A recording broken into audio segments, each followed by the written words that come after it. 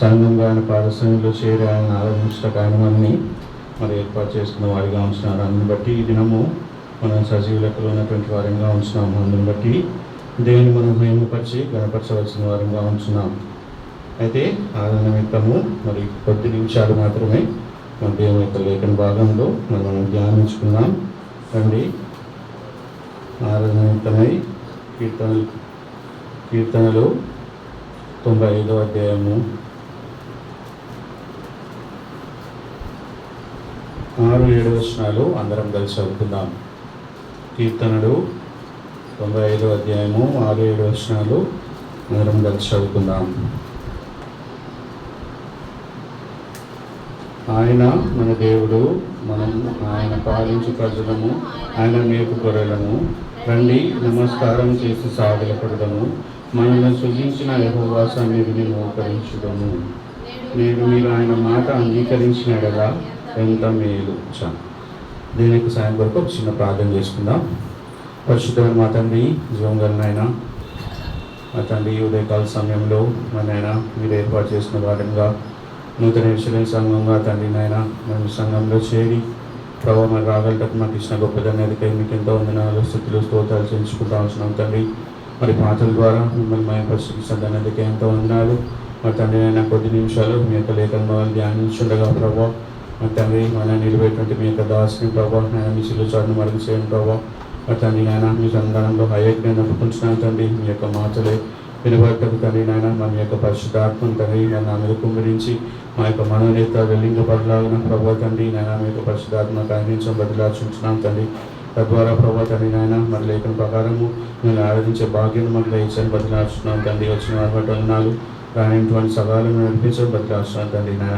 మరి సాధన అధికార శక్తులను ప్రవేశనామాలు బంధిస్తూ సమస్తములు మీ చేతులు తప్పు చెప్పుకుంటూ మీ యొక్క సహాయం కోరుకుంటూ మా ప్రభు రక్షకుడైనటువంటి యేసుక్రీస్తు అతి పరిశుద్ధ నామంలో ప్రార్థించి వేడుకుంటున్నాం తండ్రి, ఆమేన్.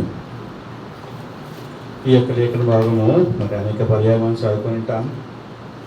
ఈ యొక్క మరి వాక్యం కూడా అనేక మార్లు మనము ధ్యానించుకొని ఉంటాం. కానీ మరి ఈరోజు మరి పరిశుద్ధాత్మ మనకి ఇచ్చిన తలంపులు కొద్ది నిమిషాలు ఈ యొక్క లేఖన భాగం నుంచి మనం ధ్యానం చేసుకుందాం. ఇక్కడ మనం చూసినట్లయితే 6వ అధ్యాయంలో ఆయన మన దేవుడు, మనం ఆయన పాలించు ప్రజలము, ఆయన మేపు గొర్రెలము అని అంటున్నాడు. మరి ముఖ్యంగా 7వ వచనం చూసినట్లయితే రండి, నమస్కారం చేసి సాగిలపడుదము. మరి చూసినట్లయితే ఎప్పుడు సాగిలపడాలా? ఈ దినమే. మరి మనం చూసినట్లయితే ఈ దినమే మనము దేవుని సన్నిధిలో మనం సాగిలపడాలని చెప్పి మరి దేవుడు మనకి జ్ఞాపకం చేస్తూ ఉంటున్నాడు. ఈ సందర్భం మనం జ్ఞాపకం చేసినట్లయితే మరి మోషే మరి ఇశ్రాయేల్ ప్రజలతో ఈ మాటలు అంటూ ఉంటున్నాడు. ఎందుకనంటే మరి ఇశ్రాయేల్ ప్రజలను ఉద్దేశించి మరి మోషే ఈ యొక్క మాటలు అంటూ ఉంటున్నాడు. ఏమనంటే రండి, నమస్కారం చేసి సాగిలపడతాము.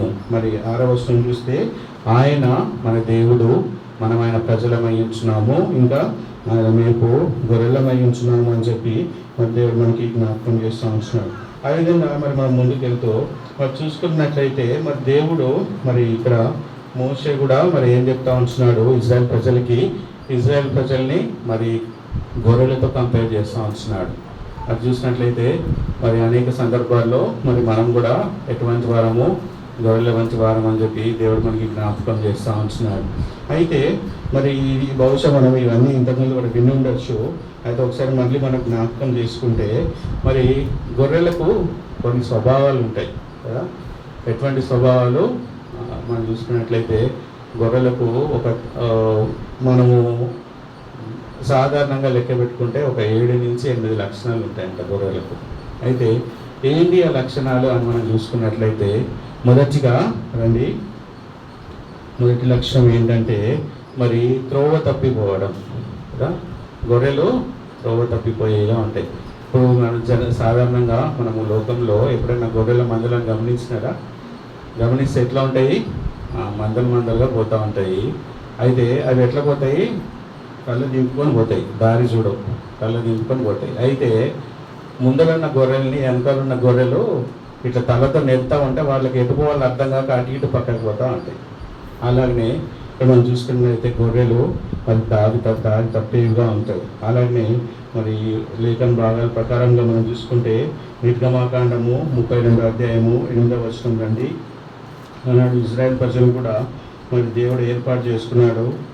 వాళ్ళని మరి ఐగుప్తులో నుంచి బయటికి తీసుకొచ్చినాడు. వాళ్ళ యొక్క మార్గం చూపించినాడు.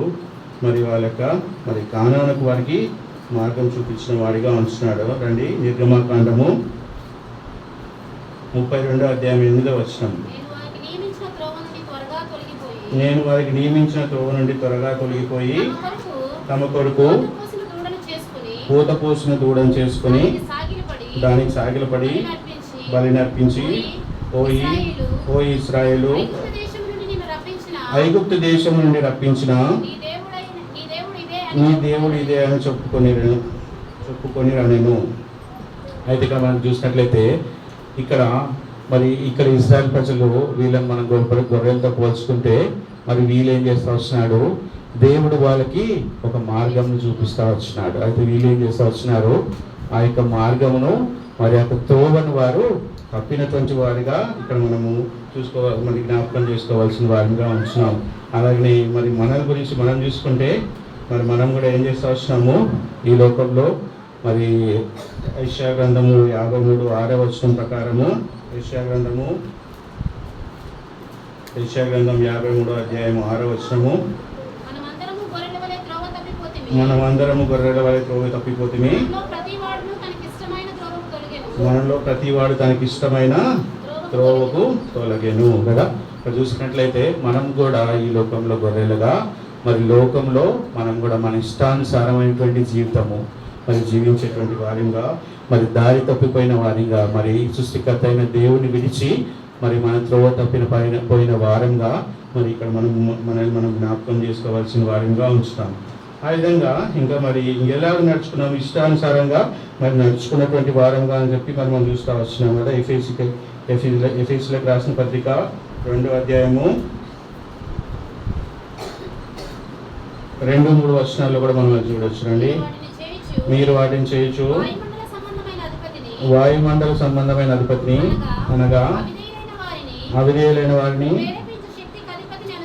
ప్రేరేపించి శక్తికి అధిపతిని అనుసరించి ఈ ప్రపంచ ధర్మం చొప్పున మీరు నడుచుకుంటారు. ఎట్లా నడుచుకుంటా ఉన్నాము ప్రపంచంలో, మన ఇష్టానుసారంగా మరి ప్రపంచంలో అంటే మరి లోకానుసారంగా మరి త్రోవ తప్పి నడిచేటువంటి వారంగా మరి ఇక్కడ మనము జ్ఞాపకం చేసుకోవాల్సిన వారిగా ఉంటున్నాం. అయితే మొదటి లక్షణము మరి ఏంటిది, గొర్రె త్రోవ తప్పిపోయేదిగా చూస్తూ ఉంటున్నాం. మరి రెండోదిగా మనం చూస్తే మరి గొర్రె ఏం చేస్తుంది, త్రోవ తప్పిపోయి ఏమవుతుంది, రెండోదిగా చూస్తే చెదరగొట్టబడుతుంది కదా. గొర్రె ఏం చేస్తుంది, రెండోదిగా చూసినట్లయితే ఈ గొర్రె చెదరగొట్టబడేదిగా ఉంటుంది. చెదరగొట్టబడినప్పుడు ఏమవుతుంది, గొర్రె కొండల్లో ఉందనుకోండి, చెదరగొట్టబడితే ఏమవుతుంది.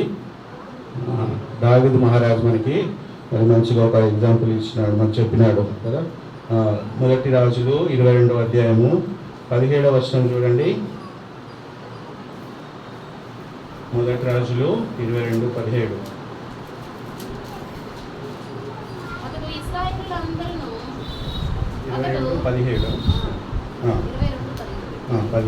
అతడు ఇశ్రాయేలు అందరూ కాపరి లేని గొర్రెల వలనే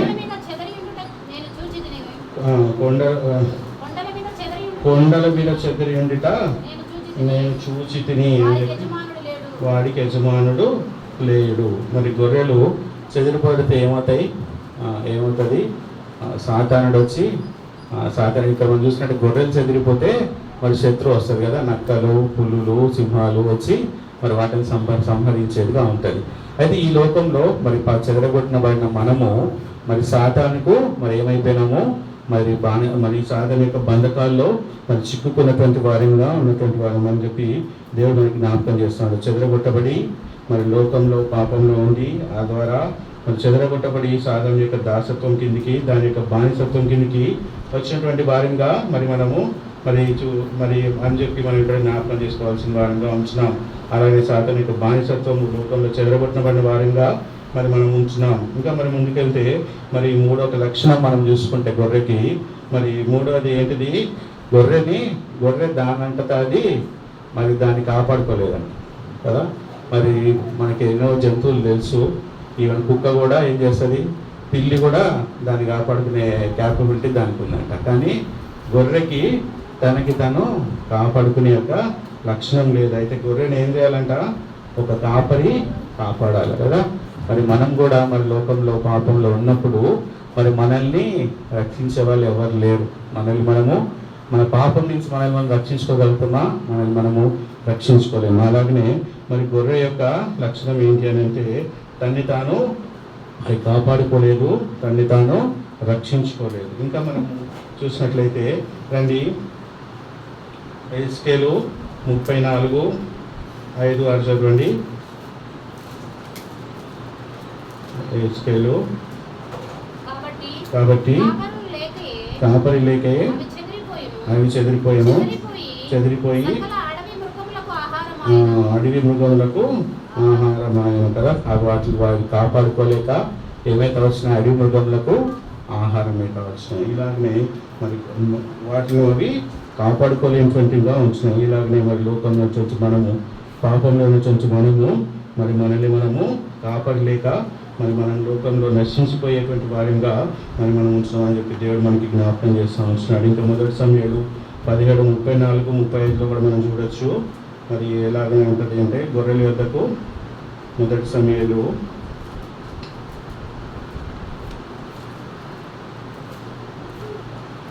17:34 అందుకు దావీదు సౌలుతో ఇట్లా నేను మీ దాసుడైన నేను నా తండ్రి యొక్క గొర్రెలను కాయచుండగా సింహము వెలుగుబంటిని వచ్చి మందలో నుండి ఒక గొర్రె పిల్లని ఎత్తుకొని పోచుండగా నేను దాన్ని తరిమి చంపి చాలు. ఏం చేస్తా వస్తుంది? గొర్రెల యొద్దకి సింహము ఎలుగుబంటి కదా. మనం గమనించినట్లయితే మరి లోకంలో మనం కూడా మరి అనేక విధంగా మరి శ్రమల ద్వారా, ఇబ్బందుల ద్వారా, శత్రువు ద్వారా మనము తరవబడేటువంటి వారిగా ఉంటున్నాము. ఎప్పుడు మరి కాపర్ లేనప్పుడు మరి మనము చెదరగొట్టబడినప్పుడు, ఇంకా మనల్ని మనం రక్షించుకోలేని యొక్క పరిస్థితిలో మరి మన యొక్క పాపంలో మనము మరి కూలిపోయినప్పుడు. ఇంకా చూసినట్లయితే ఎన్ని చూసినాము? 3 చూస్తూ వచ్చినాం గొర్రెల యొక్క లక్షణాలు. మొదటిగా గొర్రె ఏం చేస్తుంది? త్రోవ తప్పిపోయింది, చెదరగొట్టబడింది, తను తాను రక్షించుకోలేనిది. 4వదిగా చూసినట్లయితే మరి గొర్రె మరి బరువులను కూడా మోయలేదంట కదా. గొర్రె బరువులను కూడా మోయలేదు కదా. గొర్రె మీద ఏమైనా బరువు పెడితే మోస్తుందా? మోయి. అయితే మరి మనం కూడా ఈ లోకంలో ఏం చేస్తూ వస్తున్నాము? మన యొక్క పాప భారములను మనమే మోసుకోవాలని చూస్తూ ఉంటున్నాం కదా. కానీ ఆయన మరి కీర్తనలు 55:22 చదవండి. కీర్తనలు 55:22 నీ భారము యెహోవా మీద మోపుము. చాలు. మన భారం ఎవరి మీద మోపాలి? మనం ఏం చేస్తూ ఉంటున్నామంటే ఈ లోకంలో గొర్రెల వల్ల త్రోవ తప్పిపోయి లోకానుసారంగా జీవిస్తూ మరి పాపంలో మరి జీవిస్తూ మరి నిత్య నాశన మార్గానికి మనం నడుస్తూ మన యొక్క పాప భారంను మనమే వేసుకునేటువంటి వారంగా ఉంచున్నాం. అయితే అంటే ఇదే మత్తయి రాసిన సువార్త 11:28 మరి మనం చూసినట్లయితే మరి దేవుడు ఏమంటా ఉంటున్నాడు? ప్రయాసపడి భారం మోయించిన సమస్త జనులారా నా యొద్దకు రండి, నేను మీకు విశ్రాంతిని కలగజేస్తాను. అంటే మరి గొర్రెల వలె మరి త్రోవ తప్పి మన యొక్క పాప భారంను మరి మోయలేనంత ఆ యొక్క పాప భారంను మరి మనమే మోసుకోవాలని మరి చూసుకున్నటువంటి భారంగా ఉంటున్నాం. ఈ విధంగా చూస్తే ఇక్కడ ఈ యొక్క గొర్రెలు ఏం చేస్తూ వస్తున్నాయి? ఒక బరువును కూడా మోయలేనటువంటిగా ఉంటున్నాయి. అలాగనే మనం కూడా ఆ మోయలేటువంటి ఆ యొక్క పాప భారంను మరి మోసేటువంటి వారంగా ఉంటున్నాం. ఇంకా చూసినట్లయితే 5వ వచనంలో మరి కాపరి లేకపోతే మరి ఈ గొర్రెలు ఏమైతే ఉంటున్నాయి? మరి కాపరి లేకపోతే ఈ గొర్రెలు ఎంతో నష్టపోయేవిగా ఉంటున్నాయి, ఇబ్బంది పడేవిగా ఉంటున్నాయి. రండి చూసినట్లయితే జకర్యా రాసిన గ్రంథము 10:2 ఇక్కడ గమనించినట్లయితే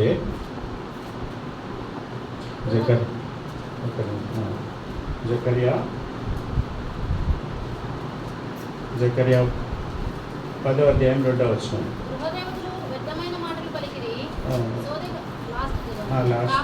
కాబట్టి గొర్రెల మంద తిరుగులాడినట్లు జనులు తిరుగులాడిరి, కాపరి లేక బాధ నొందిరి కదా. ఏం చేస్తా వచ్చినాయి? గొర్రెలు మరి బాధ నొందేదిగా మనం చూస్తూ ఉంటున్నాం కదా. గొర్రెలు లేకపోతే మరి కాపరి లేకపోతే ఈ గొర్రెలు ఏం చేస్తూ వస్తున్నాయి? మరి మనం కూడా మరి మన జీవితాల్లో మరి దేవుడు లేకుండా ఉన్నప్పుడు మరి బాధ నుండి కొంచెం వారిగా మరి మనం ఉంచుతామని చెప్పి మరి దేవుడు మనకి జ్ఞాపకం చేస్తూ ఉంటున్నాడు.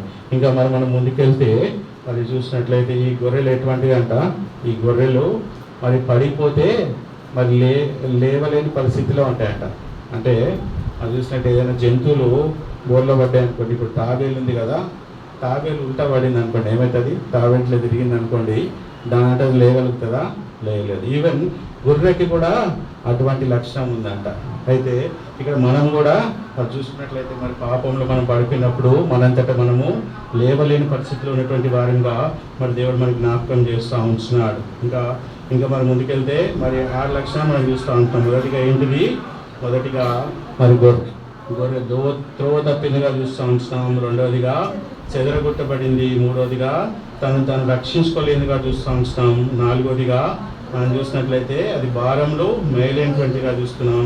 ఇంకా మరి కాపర్ లేక అది మరి బాధ నొందిందిగా చూస్తూ ఉంటున్నాం. ఆరోదిగా మరి అది పడినప్పుడు లేవలేని పరిస్థితిలో ఉన్నట్టుగా మనం చూస్తూ ఉంటున్నాం. ఇంకా చూసినట్లయితే మనం కూడా మన యొక్క పాపంలో పడి మరి కూరుకుపోయినప్పుడు మరి మనం కూడా లేవలేని పరిస్థితిలో ఈ లోకంలో ఉంచున్నామని చెప్పి మరి దేవుడు మనకి జ్ఞాపకం చేస్తూ ఉంటున్నాడు.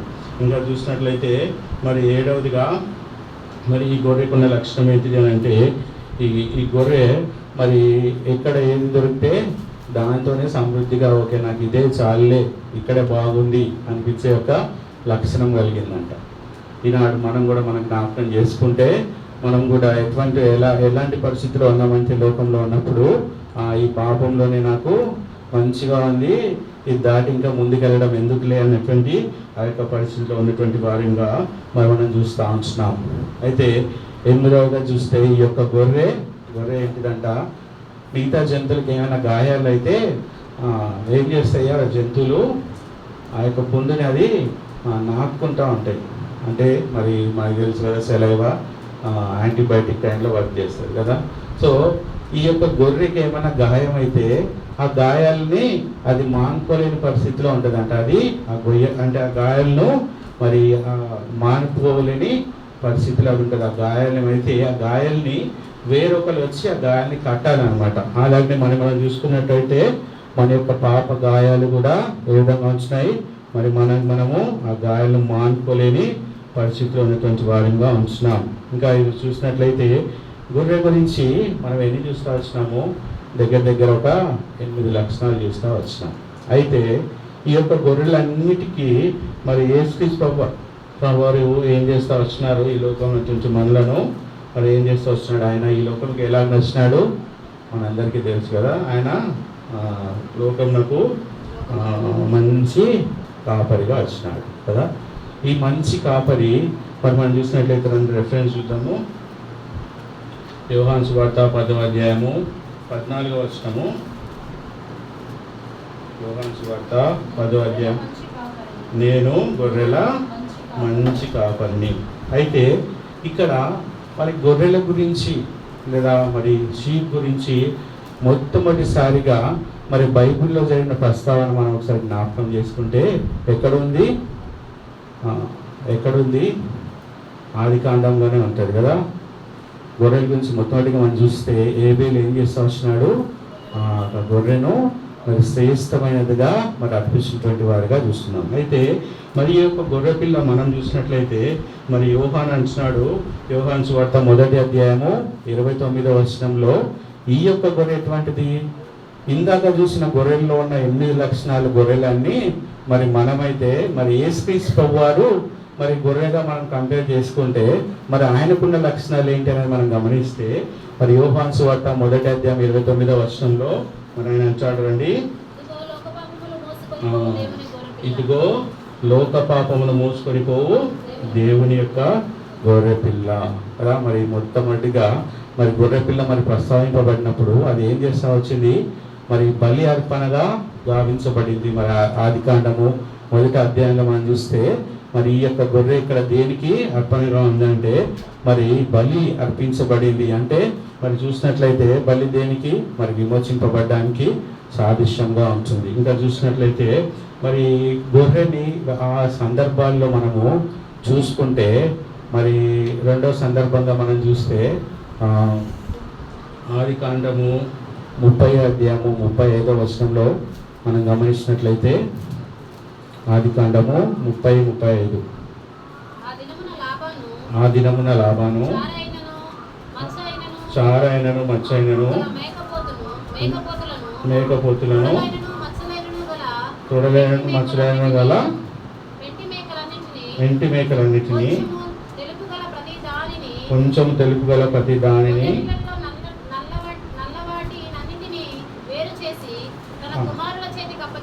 గొర్రె పిల్లల్లో నల్లవాటిని అన్నింటినీ వేరు చేసి తన కుమారుల చేతికి చాలండి. ఇంకెక్కడ చూసినట్లయితే గొర్రె పిల్ల సందర్భం ఇక్కడ ఏం చేస్తూ ఉంది, మరి వేరుపరిచేదిగా చూస్తూ ఉంటున్నాం కదా. అదే యాలనే మనం గమనించుకున్నట్లయితే మరి సృష్టి ఆరంభం కూడా ఎక్కడి నుంచి ఆరంభమైంది? సృష్టి ఆరంభం కూడా దేవుడు చేస్తూ వచ్చినప్పుడు మరి వేరుపరుస్తూ వచ్చినాడు. ఎక్కడి నుంచి? వెలుగుని చీకటిగా వేరుపరుస్తూ వచ్చినాడు. అలాగనే మరి ఇక్కడ మనం చూసుకున్నట్లయితే ఈ యొక్క గొర్రెలు మరి ఇది ఇక్కడ వేరుపరుస్తూ ఉన్నాడు. చూసినట్లయితే దేవుడు మరి యేసుక్రీస్తు ప్రభువు ఈ లోకంలోకి వచ్చి ఏం చేస్తూ వచ్చినాడు? ఆయన మనల్ని కూడా వేరుపరచబడిన వాడిగా ఉంచున్నాడు. ఎవరి కోసం వచ్చినాడు ఆయన ఈ లోకంకి? ఆయన ఈ లోకంకి ఎవరి కోసం వచ్చినాడు రండి. చూసినట్లయితే మత్తయి సువార్త 15వ అధ్యాయము 24వ వచనము. మత్తయి సువార్త 15:24. ఆయన ఇశ్రాయేలు ఇంటి వారై నశించిన గొర్రెల యొద్దకే గాని ఎవరి వద్దకు వచ్చినాడంటే ఆయన నశించిపోయినటువంటి మన కొరకు మరి గొర్రెల నుంచి మన కొరకు ఆయన ఈ లోకానికి మరి వచ్చినటువంటి వాడిగా మరి మనం చూస్తూ ఉంటున్నాం. ఇంకా చూసినట్లయితే మరి ఈ గొర్రెల యొక్క లక్షణాలన్నీ కూడా మరి మనం చూస్తూ వచ్చినాం కదా. మరి చూస్తూ వస్తే ఈ యొక్క గొర్రె ఇంకా ఏం చేసింది? మరి క్రీస్తు అనేటువంటి గొర్రె మరి ఏం చేసినాడు? మొదటిగా ఈ లోక పాపములు మరి మోసుకొని పోవడానికి వచ్చిన యొక్క గొర్రె పిల్ల. మరి రెండవదిగా ఏం చేసినాడు? పాపం నుంచి మనల్ని వేరుపరచడానికి వచ్చిన యొక్క గొర్రె పిల్ల. ఇంకా మనం చూసినట్లయితే ఇంకా మనం ముందుకెళ్తే ఈ యొక్క గొర్రె పిల్ల ఏం చేస్తూ వచ్చింది అని అంటే ఈ యొక్క గొర్రె పిల్ల ఇంకా మన కొరకు ఏం చేస్తూ వచ్చింది? మరి ఈ విధేయత చూపించిన గొర్రె పిల్ల కదా. గొర్రెలు మరి ఏం చేస్తాయి? మాట వినవు కదా. ఈ యొక్క గొర్రె పిల్ల ఏం చేసింది? మరి విధేయత చూపించిందిగా ఉంటుంది. ఏం విధేయత చూపించింది? మరి క్రీస్తు అనేటువంటి ఈ గొర్రె పిల్ల మరి తండ్రి యొక్క మాటకు లోబడి ఆ యొక్క అధికారం అంతా కూడా వదులుకొని మన కొరకు ఈ లోకానికి వచ్చినటువంటి గొర్రెపిల్లగా మరి మనం చూస్తూ ఉంటున్నాం. ఇంకా చూసినట్లయితే ఈ యొక్క గొర్రెపిల్ల ఏం చేసిందంట? మరి యోహాను సువార్త 10:11 ప్రకారము, యోహాను సువార్త 10:11 ప్రకారము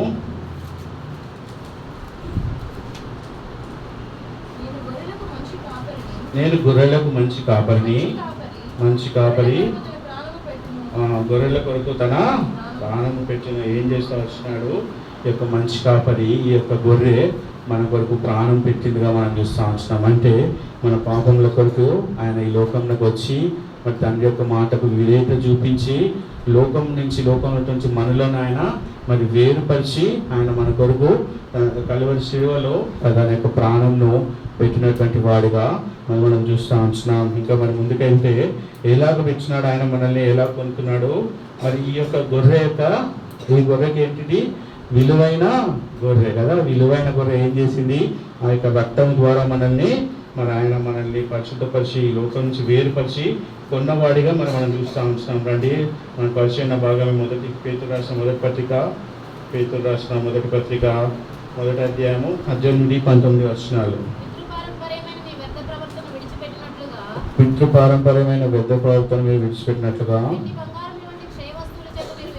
వెండి బంగారమైనటువంటి క్షయవస్తువుల చేత మీరు విమోచించబడలేరు, కానీ అమూల్యమైన రక్తం చేత, అనగా నిర్దోషము నిష్కలంకమునకు గొర్రెపిల్ల వంటి క్రీస్తు రక్తం చేత విమోచింపబడితిరని.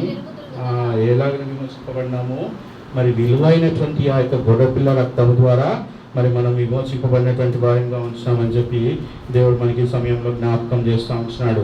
ఇలాగ లోకంలో మరి ఎలాగనటువంటి మనము చెదరగొట్టబడినటువంటి మనము, మరి నిలకడలేనటువంటి మనము, మార్గం లేనటువంటి మనకు ఆయన ఏం చేస్తూ వచ్చినాడు? ఈ లోకంకి వచ్చి మరి ఆయనే మార్గం వేయించున్నాడు. మరి తండ్రి యొద్దకు ఆయన మనకి మరి దారి చూపించినటువంటి వాడిగా ఆయన ఉంటున్నాడు. ఇంకా ఏం చేస్తూ వస్తున్నాడు, ఆయన మన యొక్క మరి గాయములను ఆయన కచ్చిన వాడిగా ఉంటున్నాడు కదా. మరి యెషయా గ్రంథము 53వ అధ్యాయంలో మనం చూడొచ్చు కదా, తను పొందిన దెబ్బల ద్వారా మనకి స్వస్థత పొందింది. మరి మన యొక్క పాప గాయములను ఆయన స్వస్థపరిచినటువంటి వారిగా ఉంటున్నాడు. ఇంకా చూసినట్లయితే ఈ యొక్క గొర్రెలో మరి ఆయనటువంటి ప్రత్యేక లక్షణం ఆయన ఏం చేస్తూ వస్తున్నాడు, మన గాయము కట్టినటువంటి వారిగా ఉంటున్నాడు. మన పాప భారములను ఆయన మోసినటువంటి వారిగా ఉంటున్నాడు. మరి కాపరి లేక చెదరగొట్టబడి ఉన్న మన కొరకు ఆయన ఏం చేస్తూ వస్తున్నాడు, మంచి కాపరిగా ఈ లోకంలోకి ఆయన వచ్చినటువంటి వారిగా ఉంటున్నాడు కదా. ఆయన యొక్క మెల్లనైన స్వరం విని ఆయన వద్దకు చేరిన గొర్రెలముగా ఆయన పరిశుద్ధ రక్తంలో మరి విమోచింపబడిన వారంగా మరి మనము ఈ ఉదయకాల సమయంలో ఆయన ఆరాధించవలసిన వారంగా ఉంటున్నాము. ఎటువంటి గొర్రెలుగా ఉన్న మనల్ని ఆయన ఏం చేస్తూ వచ్చినాడు, మనల్ని మరి ఆయన మరి రక్షించినాడు, ఆయన కాపాడినాడు.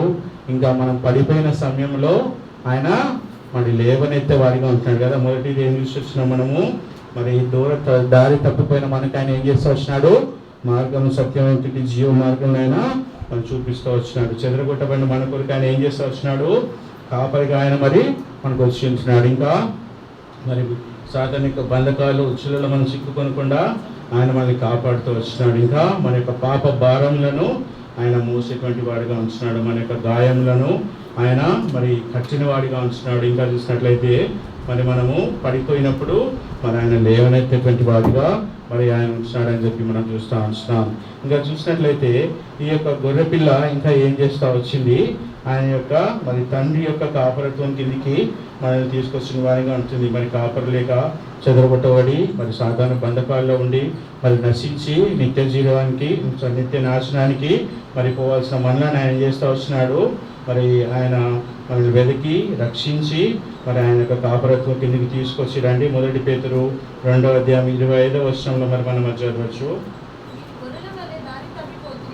మీరు గొర్రెల వలె దారి తప్పిపోతురు కానీ ఇప్పుడు మీ ఆత్మల కాపరియు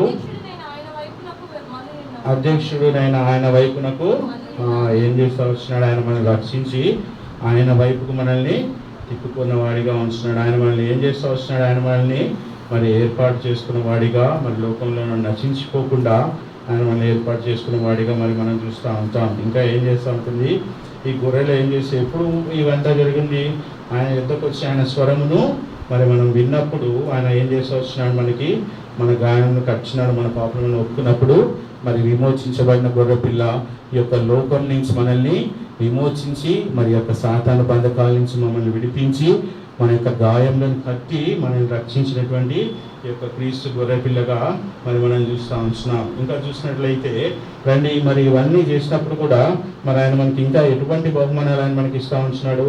ఇదే పేతురు రాసిన మొదటి పత్రిక 5వ అధ్యాయము 24వ వచనం చదవండి.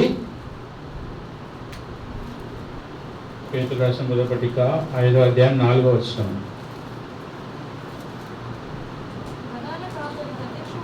ప్రధాన కాపరి ప్రత్యక్షమైనప్పుడు మీరు వాడబారని మహిమా కిరీటము పొందుతురు. ఎటువంటి పరిస్థితి ఉన్నటువంటి మనలను ఆయన ఎక్కడికి తీసుకొచ్చినాడు, మరి మనకి ఈ యొక్క లోకంలో మరి మార్గం లేదు, త్రోవ తప్పిపోయినటువంటి వారము, సాధారణ బంధకాలైనటువంటి వారము, మరి నశించి నాశనానికి పోవలసిన వారము, మన గాయములు మరి పాప గాయములు మరి మనం కట్టుకోలేని పరిస్థితిలో పడిపోయినటువంటి పరిస్థితులు ఉన్నటువంటి మన కొరకు ఆయన ఏం చేస్తూ వచ్చినాడు, ఆయన మనల్ని వెదకి రక్షించి ఈ లోకమునకు మంచి గొర్రెల కాపరిగా మరి ఏం చేస్తూ వచ్చినాడు, మరి నశించిపోయే మనల్ని వెతికి రక్షించుటకు మరి ఆయన మన కొరకే ఈ లోకానికి వచ్చినటువంటి వాడిగా ఉంటున్నాడు. ఇంకా ఏం చేస్తూ వచ్చినాడు, ఆయన యొక్క కాపరత్వం కిందకి మనం తీసుకొస్తూ వచ్చినాడు. ఇంకా ఏం చేస్తూ వచ్చినాడు, మన కొరకై మరి వాడబారిని మరి కిరీటం ఆయన మనకు సిద్ధపరిచినటువంటి వారిగా మనం చూస్తూ ఉంటున్నాం. మరి ఇంత గొప్ప దేవుడిని, అందుకని ఇక్కడ మనం చూసినట్లయితే రండి మరొకసారి మన యొక్క మూల భాగానికి వద్దాము. కీర్తనలు 95 6వ వచనము.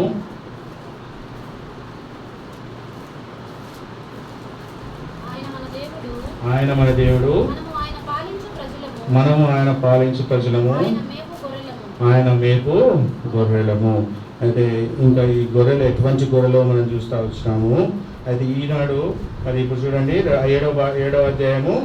రండి నమస్కారం చేసి సాగిలపడదాము. మనలో సృజించిన యెహోవా సన్నిధిని మోకరించుదాము. నేడు